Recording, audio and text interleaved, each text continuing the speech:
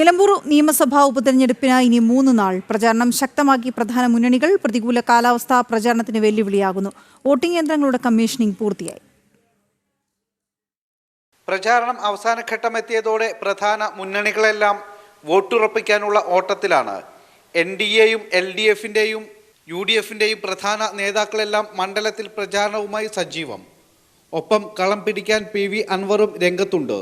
മുൻ Indian cricket താരം യൂസഫ് പത്താനെ രംഗത്തിറക്കിയായിരുന്നു ഇന്നലത്തെ PV അൻവറിന്റെ പ്രചാരണം. ഒരു ഭാഗത്ത് പ്രചാരണം ചൂടുപിടിക്കുമ്പോഴും മറുഭാഗത്ത് കനത്ത മഴ ആവേശം തണുപ്പിക്കുന്നുണ്ട്. ഇന്നും ജില്ലയിൽ റെഡ് അലർട്ടാണ്. നിലമ്പൂർ ഉപതെരഞ്ഞെടുപ്പിനുള്ള ഇലക്ട്രോണിക് വോട്ടിംഗ് മെഷീനുകൾ സജ്ജമാക്കുന്ന കമ്മീഷനിംഗ് പ്രക്രിയ മാർത്തോമ ഹയർ സെക്കൻഡറി സ്കൂളിൽ പൂർത്തിയായി. ഉപതെരഞ്ഞെടുപ്പിന് സുരക്ഷയൊരുക്കാൻ 1200ഓളം പോലീസ് ഉദ്യോഗസ്ഥരാണ് ഉള്ളത്. കൂടാതെ ഒരു കമ്പനി കേന്ദ്രസേനയുമുണ്ട്. 2,32,000 വോട്ടർമാരാണ് മണ്ഡലത്തിൽ ആകെയുള്ളത്.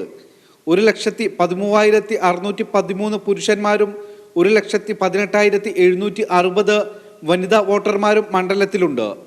7,787 പേരാണ് പുതിയ വോട്ടർമാർ.